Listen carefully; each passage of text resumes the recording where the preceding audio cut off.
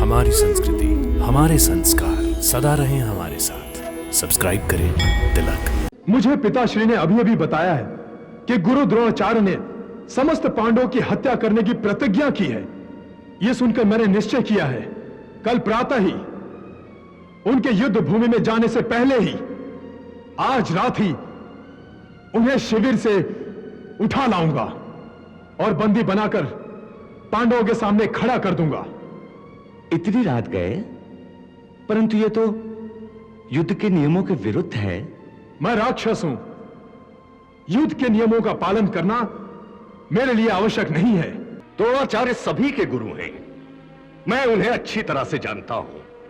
द्रोणाचार्य की पराजय या द्रोणाचार्य का वध करना असंभव है। जब तक उनके हाथ में शस्त्र है, तब तक मृत्यु भी द्रोणाचार्य पर विजय नहीं पा सकती।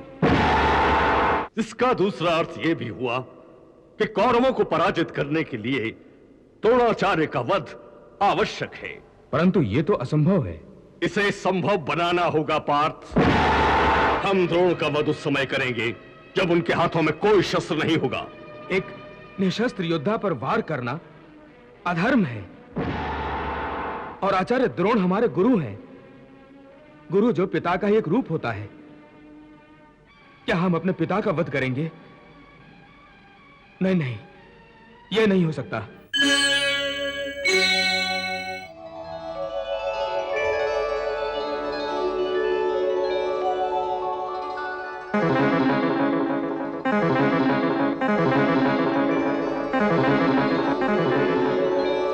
प्रणाम वासुदेव।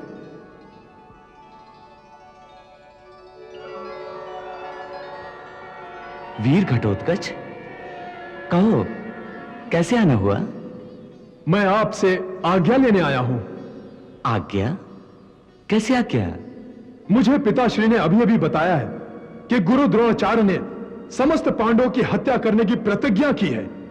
यह सुनकर मैंने निश्चय किया है, कल प्रातः ही उनके युद्ध भूमि में जाने से पहले ही, आज रात ही उन्हें शिविर से उठा लाऊंगा और बंदी बनाकर पांडवों के सामने खड़ा कर दूंगा। इतनी रात गए, परंतु यह तो युद्ध के नियमों के विरुद्ध है। मैं राक्षस हूं, युद्ध के नियमों का पालन करना मेरे लिए आवश्यक नहीं है। आप केवल आज्ञा दीजिए, फिर देखिए द्रोणाचार्य को सारे कौरवों के सामने से कैसे उठा लाता हूं। घटोत्कच, तुम्हारा ये उत्साह देख के मुझे प्रसन्नता हो रही है, परंतु तुम गुरु द्रोण की शक्तियों को नहीं जानते। वो स्वयं दिव्य शक्तियों का अपार भंडार हैं। परंतु मैं राक्षस हूं, माया जानता हूं, उनको सोते में ही उठा लाऊंगा। घटोत्कच, पहली बात तो ये कि आज वो सोएंगे नहीं, क्योंकि उन्होंने अंतिम युद्ध करने की घोषणा की है। इसलिए आज ना तो वो अपना कवच उतारेंगे और ना ही सोएंगे। और दूसरी बात, जो तुम माया की कर रहे हो, तो शायद तुम ये नहीं जानते कि राक्षस तो क्या, उनसे बड़े से बड़ा देवता भी टक्कर नहीं ले सकता। इस पृथ्वी पर पितामह भीष्म और गुरु द्रोण दो ऐसे योद्धा हैं जिनके पराक्रम के सामने बड़ी से बड़ी मायावी शक्ति भी घुटने टेक देती है। इसलिए तुम ये विचार छोड़ दो। तो फिर क्या करूं? यूं ही बैठा रहूं और अपने पिताश्री, अपने ताऊश्री और अपने काकाओं को द्रोणाचार्य के घातक बाणों का निशाना बनने दूं? धिक्कार है मेरे इस बल पर, यदि वो मेरे सगे संबंधियों के काम ना आए। मैंने निर्णय कर लिया है, अगर आवश्यकता पड़ी तो मैं अपने प्राणों का बलिदान कर दूंगा। बलिदान की भावना बहुत सुंदर होती है, परंतु जो तुम करने जा रहे हो वो बलिदान नहीं, आत्महत्या है। बलिदान महान होता है, परंतु आत्महत्या को मूर्खता कहते हैं। तो फिर मैं क्या करूं? इस समय अपने क्रोध को वश में रखो।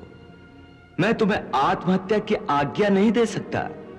हां, जब तुम्हारे बलिदान से पांडवों का भला हो सकेगा, उस समय मैं स्वयं तुम्हें बलिदान का रास्ता दिखा दूंगा। परंतु आज मैं क्या करूं? धीरज से काम लो। सम्राट युधिष्ठिर ने इसी बात का निर्णय करने के लिए सबको बुलाया है कि कल क्या करना होगा। यदि गुरु द्रोणाचार्य ने अंतिम युद्ध करने की प्रतिज्ञा की है तो करने दो। उनकी प्रतिज्ञा से आसमान तो नहीं टूट पड़ेगा। हम शक्तिशाली हैं, अपनी शक्ति से उनके प्रहार का भयंकर उत्तर देंगे। एक कदम आगे नहीं बढ़ने देंगे। मैं अंकुश लगा दूंगा उन पर। महाबली भीमसेन, क्या बिजली पर कोई अंकुश लगा सकता है? जब तूफान आता है उस पर कोई प्रतिबंध लगा सकता है?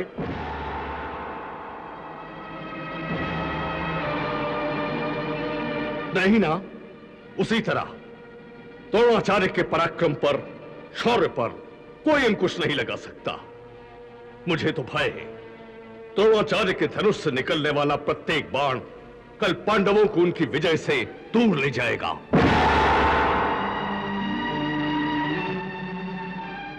आप व्यर्थ ही सम्राट युधिष्ठिर की चिंताओं का बोझ बढ़ा रहे हैं।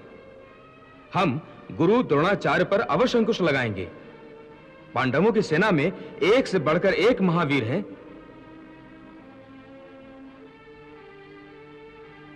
ये मत भूलो, द्रोणाचार्य सभी के गुरु हैं। मैं उन्हें अच्छी तरह से जानता हूं।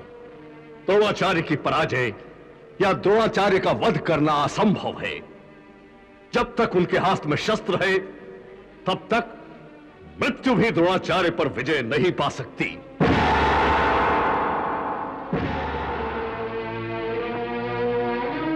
महाराज द्रुपद, आप बिल्कुल ठीक कह रहे हैं। बात भले ही कितनी कड़वी हो, पर है तो सच। हम में से कोई भी गुरु द्रोणाचार्य को पराजित नहीं कर सकता। गुरु द्रोण अजेय हैं।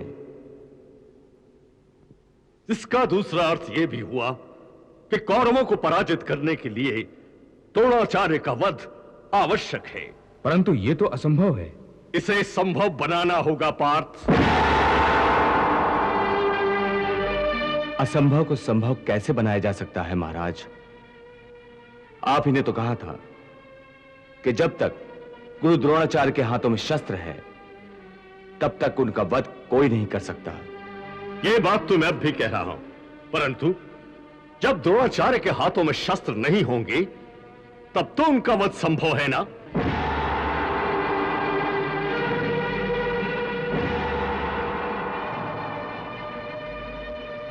हम द्रोण का वध उस समय करेंगे जब उनके हाथों में कोई शस्त्र नहीं होगा। एक निशस्त्र योद्धा पर वार करना अधर्म है, और आचार्य द्रोण हमारे गुरु हैं। गुरु जो पिता का ही एक रूप होता है। क्या हम अपने पिता का वध करेंगे? नहीं नहीं, यह नहीं हो सकता। यदि गुरु पिता के समान होता है तो शिष्य भी तो गुरु के लिए पुत्र समान होते हैं ना? हाँ, होते हैं। परंतु यही गुरु जिसे तुम पिता समान मान रहे हो, उसी ने पुत्र समान अपने शिष्यों की हत्या की प्रतिज्ञा की है। महाराज द्रुपद ठीक ही तो कह रहे हैं अर्जुन। क्या तुम इतनी जल्दी भूल गए कि गुरु द्रोणाचार्य ने निशस्त्र अभिमन्यु की हत्या की थी?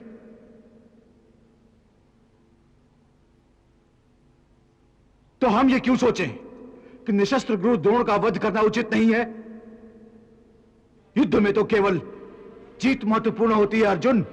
महावीर भीमसेन ठीक ही कह रहे हैं पार्थ। परंतु ऐसी जीत का क्या लाभ जिसका हम गर्व ना कर सके और लाज से हमारा सिर झुक जाए? आप सभी बिना कारण उत्तेजित हो रहे हैं और व्यर्थ ही बहस कर रहे हैं। असली प्रश्न तो यह है कि जब आचार्य द्रोण युद्ध भूमि पर होंगे तो वो निशस्त्र होंगे क्यों? कभी कभी युद्ध में ऐसे क्षण भी आते हैं कि योद्धा अनायास ही अपने शस्त्र को नीचे कर देता है।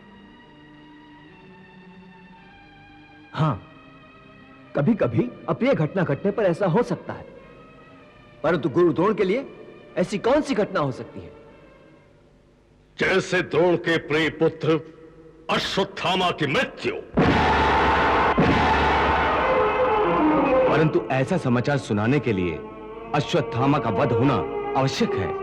उसके लिए अश्वत्थामा का वध होना बिल्कुल आवश्यक नहीं है।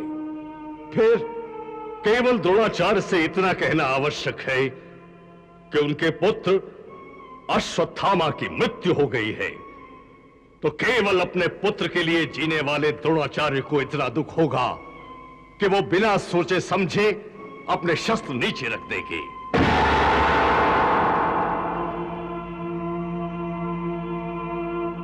और फिर वही क्षण होगा जब द्रोणाचार्य का वध आसान होगा।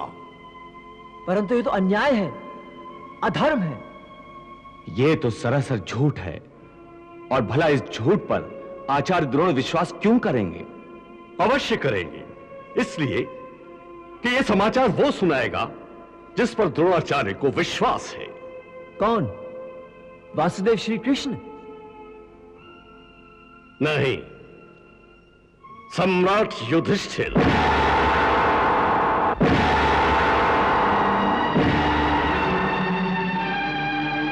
द्रोणाचार्य जानते हैं कि युधिष्ठिर धर्मराज हैं, कभी झूठ नहीं बोलते, कभी धर्म के मार्ग से नहीं हटते।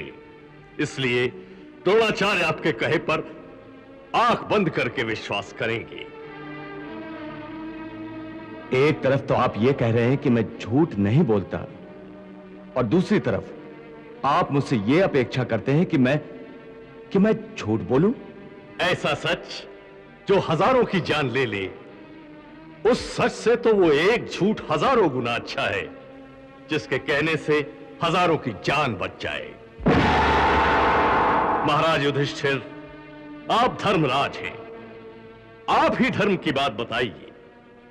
एक नारी की हत्या करने की इच्छा से यदि एक दुष्ट उसका पीछा कर रहा है और नारी अपने प्राणों की रक्षा करने के लिए कहीं छुप जाती है, और वो दुष्ट आपके पास आकर पूछता है कि वो नारी कहां है, जबकि आपको पता है वो नारी कहां छुपी है, अब आपका धर्म क्या है?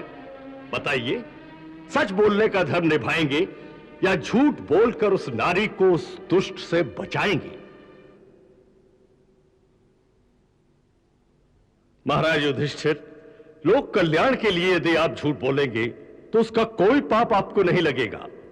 आप ठीक कह रहे हैं महाराज, फिर भी मुझसे झूठ बोलने का साहस नहीं होगा। भ्राताश्री, महाराज द्रुपद ठीक ही तो कह रहे हैं, इसमें अनुचित क्या है? अनुचित यह है अनुज कि इस झूठ में सत्य का एक भी कण नहीं है। नहीं धर्मराज, आप बिल्कुल झूठ भी नहीं बोलेंगे। अर्थात ये कि आप जब कहेंगे कि अश्वत्थामा मारा गया, तो अश्वत्थामा मारा जा चुका होगा।